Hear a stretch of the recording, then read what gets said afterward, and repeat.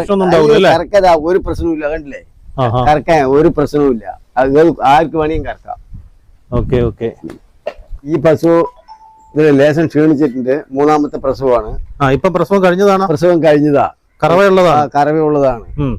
ഇത് പശു പാല് കുറവാണ്, ഒരു 6-10 ലിറ്റർ പാലേ ഉള്ളൂ. 10 ലിറ്റർ പാല്, 10 ലിറ്റർ വെറുതെ അത്രയുണ്ട്. നമ്മ മടി നോക്കിയാൽ അറിയാലോ.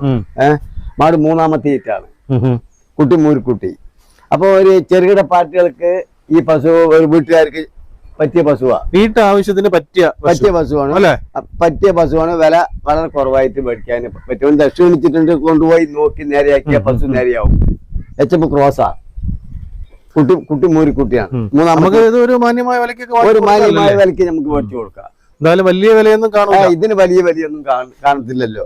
ഒരു വീട്ടാവശ്യക്കാർക്ക് ഒരു ലോണിനോ ചെറിയ ലോണുകാർക്കൊക്കെ ഈ പശു മേടിച്ചു കൊടുത്ത ഒരു കാര്യമായിട്ടാവും. അല്ല പറഞ്ഞിട്ടുണ്ടെങ്കിൽ